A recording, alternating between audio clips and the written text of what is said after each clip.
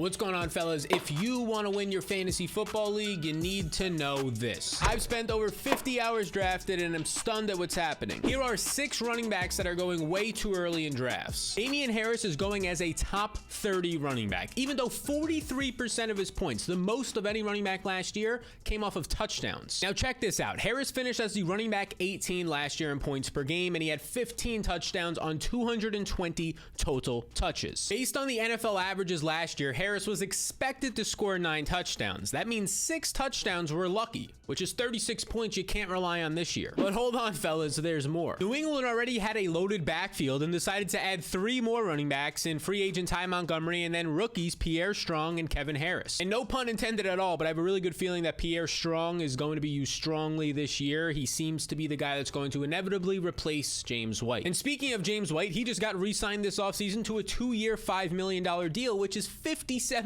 more than what Damien Harris is making. And oh yeah, Ramondre Stevenson still exists. And Stevenson last year was 16%, if you want to be exact, 15.6% more efficient than Damien Harris on a per touch basis. He was better than Harris last year. The next man up is the rookie Kenneth Walker, who goes as the 29th running back off the board, which is before both Chase Edmonds and Melvin Gordon, even though Chase Edmonds has been a top 5 efficient running back since 2019, and Melvin Gordon has 6 straight years as a top 20 back. You were drafting Walker close to his ceiling. Seattle just signed Rashad Penny to a nearly $6 million deal this offseason, which is top 15 money in the NFL, and oh yeah, of that, $5 million is guaranteed. Not to mention, Penny was the most efficient running back last year. He averaged 6.4 yards per touch. And still, Kenneth Walker is going 28% earlier than him in drafts. And there is some concern. If we pull up Kenneth Walker's college numbers here, you can see just 19 career receptions throughout his entire college career. And it's not a small sample. It's 32 college games. And some people are going to say, yeah, but he has the skill set. The team just didn't let him use it. And that's been true in the past for guys like Melvin Gordon and Jonathan Taylor. But those guys are outliers. If he had that skill set, the question I'm asking myself is,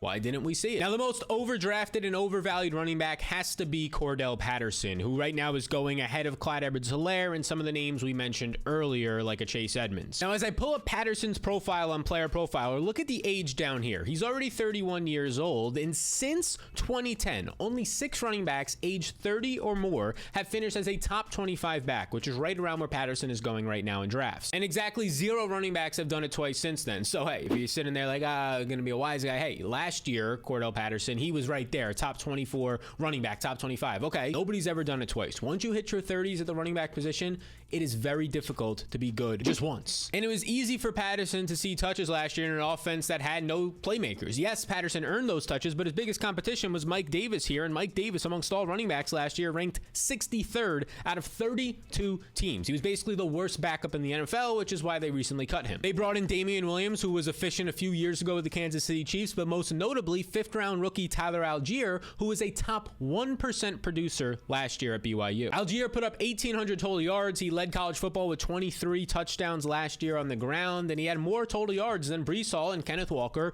both guys who went in the 2nd round of this year's NFL draft, and both guys are going way ahead of him in fantasy football drafts. Needless to say, Patterson is going to have a lot more competition in his age 31 season this year. Do you remember this undrafted free agent who was a fantasy football darling just 2 years ago in James Robinson? Yes, you want as little of him as you can get this year. Robinson ruptured his Achilles on December 24th, Christmas Eve, and it takes the average NFL players, you can see right here, anywhere from 9 to 12 months. On the entire study, it was right around 11 months. And of these players, 30 to 40%, the exact number given in the article is 36%, they don't ever even return to football. Now, Robinson at least has age working on his side. I mean, knock on wood, he's in his mid-20s right now, but check this out. This is the schedule for the Jacksonville Jaguars starting up in September. So if you were to say it's going to take him the average 11 months when he had that surgery in January, it means he's likely going to be returning sometime in November. And if that's the case, say he was to return here on November 6th at home against the Raiders, maybe they wait another week and it's November 13th, whichever one of these games he returns for, he's missing anywhere from 47% to nearly 60% of the season at that point. Yet he's going as the running back 46 off the board, ahead of Darrell Henderson, who's going to have a legit role in a strong offense in Los Angeles, ahead of Nyheim Hines, who has a clear pass catching rushing role. And by the way, all these guys are healthy. Ahead of Kenny Gainwell, who as a rookie saw over 100 touches last year and scored 6 times. Do yourself a favor and don't make the mistake of drafting injured players and then hoping they recover quicker than expected. Next up, Michael Carter is being drafted ahead of a couple guys we've already talked about, especially Tyler Algiere, the rookie in Atlanta, and this is wrong. So Carter ranked 37th as a running back last year as a rookie. Honestly, that's not terrible for a rookie, but it's not great, especially these days when people want production right away, which is why the Jets went out there and then took the second-round pick, Breece Hall. Not only did they take Breece Hall, they traded up in the draft to get the running back in Breece Hall, who are completely different talent levels. He was the 4th pick of the second round, as close as it gets to the first round, and these are his athletic measures. They are better than Jonathan Taylor and Saquon Barkley coming out. Top 3% speed of all time. Top 5% burst of all time. The talent levels are not even close here. As you can see, Michael Carter was a 4th round, a day 3 pick in the NFL draft when Breece Hall was almost a first rounder. Now, Carter still has the third down role potentially still on his side because last year he was one of the better pass catching running backs. He ended up finishing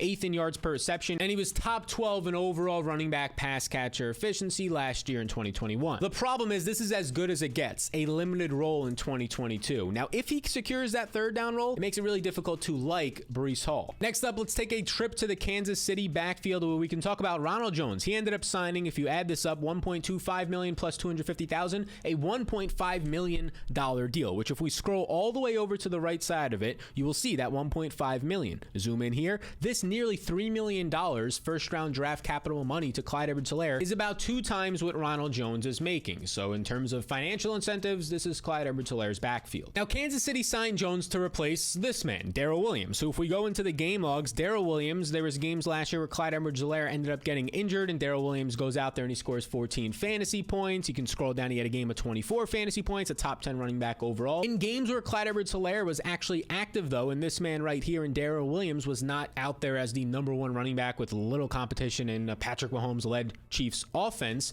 he only averaged 7.36 points per game. That would rank as the 62nd running back off the board. But, this is a big old booty. Ronald Jones right now is going as the 39th running back off the board. Please, beautiful people, make it make sense to me. And here's another fun fact for you. Ronald Jones actually came into the league as the man he's replacing, Darrell Williams, the exact same year in 2018. And since 2018, Williams has actually been 16.8% more efficient on a per touch basis. So you can expect Ronald Jones to operate at best as the running back 2 in this offense, maybe get some red zone work, but he's probably going to be splitting the backfield with Derek Orr, who honestly looks a lot like Ronald Jones. Jones just has more experience and pedigree. And then 7th round pick Isaiah Pacheco. So there you have it. There's your smacks, you beautiful people, on the 6 running backs to stay away from. Let your foolish league mates take them. Maybe say, hey, you should take this guy. He's this good. Hype him up, even though in your brain, the back of your head, you know he's not a good pick. Now, if you want to find the good picks, 7 running backs that are going to win you your league, smack your league mates around, you can check out this video right here. Just tell your league mates you found Ronald Jones, the #1 sleeper in fantasy football.